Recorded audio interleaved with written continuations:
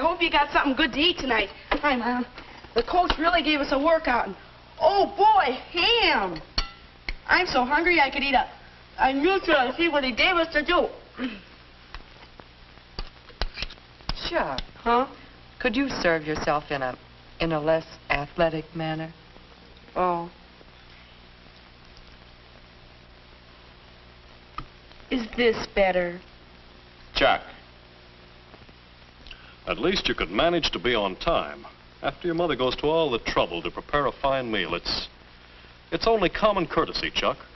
I know, but I couldn't help it. I was late home from school. Never mind. He did wash up and brush his hair. By the way, Chuck, I saw Barbara's mother downtown.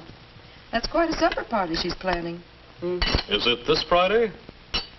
I'm not going. Why not? Do I have to have a reason? But all your friends will be there. Carl, I'm not going. Chuck, don't talk with your mouth full.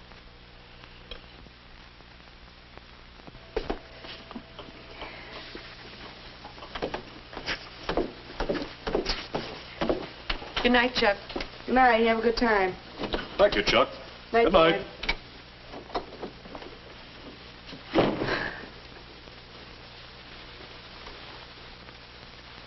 Oh, who wants to go to a supper party? You do, Chuck. Huh? Who are you? We're looking into the future, Chuck. I am the young man you are going to be in a few short years. Well, if you say so. And take it from me, when we're my age, we won't be turning down invitations. Maybe not. Tell me, why aren't you going? I don't know. I do. You're worried about not doing the right thing. Your table manners. Now you're talking like Mom and Dad. Look, you may not care much about table manners now, but when you grow up to be me, then you'll care. But why? Why does it matter? For several reasons. Look, maybe I can show you. Let's imagine the family at dinner with nobody minding his manners. Not very pretty, is it? Each person busy feeding his face, showing no consideration for the others. People become irritated, angry. No one can enjoy a meal like this. No. Mealtime is a time for pleasure and relaxation. It's the best opportunity the family has to talk together, exchange bits of news, make plans. When everybody eats properly, the meal goes better, and everybody has more fun. What's more, when we relax and enjoy ourselves, we digest our food better. And ask your doctor if that isn't important to your health. But there's more. What's that? How long now before you'll be going out to make your own way in the world? Not very long, I guess. And whatever you do, wherever you go, you'll want to put your best foot forward. Here, let's try another trick. Let's change that to a table in a restaurant. You're taking a girl out to dinner. To make a good impression, you must know what to do. Who seats the girl? When you sit? How to order your meal? Of course, the girl wants to know these things too, in order to show herself at her best. Then you must know how to eat your meal. And the only way to have good table manners when you want them is to practice them regularly at home.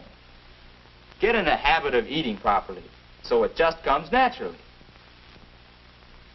Or take another case. Say you're having lunch with your boss. Say he's thinking about somebody to fill a good position that's opening up. Well, put yourself in the boss's place. Would you give the job to a fellow like this? Or to a fellow who thinks that table manners are silly?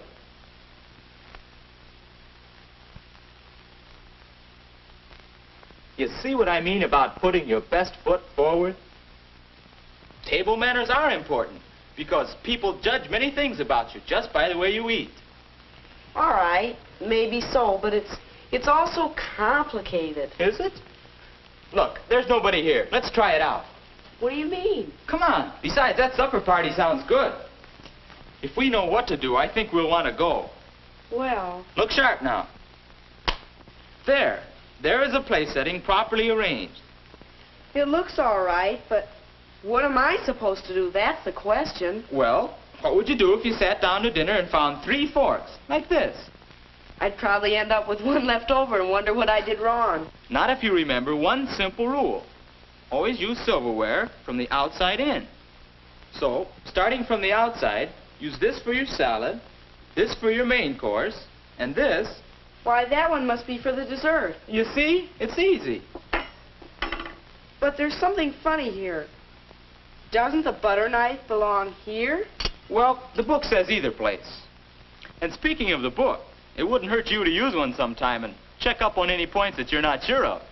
Sure, we have some books in school, but I'll have to be careful who sees me reading it. Don't worry, you can manage that. And now to use these things. Let's have some food. Say, it's too bad you've just eaten. Yeah. Excuse me. Things will be easier if you'll remember that in eating, there are 3 kinds of food. Finger foods, fork foods, and spoon foods. Now, clean dry foods, bread is one of them, are finger foods. But when you have something that's messy or sticky, you better use a fork. Yeah, like a cream puff? That's the idea. Now, fork foods include meats, potatoes, vegetables, salads, and many others. There's a right way to hold a fork, and this is it. Don't put onto your fork any more than 1 mouthful of food. Oh yes, after you've placed food on your fork, if you decide to talk, lay it down until you're ready to eat. It looks better. And this is the way to park a fork, after you've used it. Not propped up on the edge of the plate, huh? That's the idea. Here, now you try it. Okay. Now with some fork foods, we need a knife. Let's see how you use it. The folks say I do it wrong. Hey, that's not only the wrong way, it's the hard way. Here, try this. Put the ends of both the handles in the palms of your hands, like that. Hold the meat with your fork and cut the meat. Don't tear it apart. Say, this is better. You see? Good table manners are just common sense. Is that right? Yes, that's the way most people in America handle their knife and fork. We don't have to worry with the European method. But now, after you've finished eating, I have. you place your knife and fork this way to show that you have finished. But what about spoon foods? Oh, yes. All right. How do you manage soup? Hi, you don't fool me on this one. You never tip the bowl, and you dip the soup away from you. Not too much in the spoon, and you eat from the side of the spoon. Precisely. And now, would you care for some turnips? Oh, turnips. You know I can't bear... no thank you. That's the idea, Chuck. Courtesy, consideration for others, common sense. That's what table manners are. You mean that's all there is to table manners, just what we've talked about? Oh, no. But you already know a great deal. And you can learn still more by watching Mother and Dad and other people who have good manners. But the main thing is... The main thing is to practice at home so that table manners will come naturally and I won't have to think about them when I'm out. You can't miss.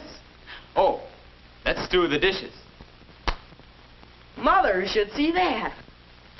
Well, Chuck, are we going to that party? Sure we are. We are. That's right, Chuck. We are going to the party. You can't see me any longer, but remember, I'm the fellow you're going to be. So I'm interested in seeing that you always make a good impression. This really isn't hard, is it? You know what to do. That's right. Ladies first into the dining room. And now what? Right again. Find your place and remain standing. Were you in science when the white mice got loose? Oh, I remember that. I was... Oh, yes. You see, Chuck, it's easy to do the right thing if you remember courtesy, consideration of others, and common sense. You didn't have to get up Oh, on the table. goodness. They were about this small, like confident. Oh, it was good. And also remember, you're here not to see how much or how fast you can eat, but to have a good time. Yeah. Well, our boy is doing all right. Don't you think so? Don't you think you can do the same?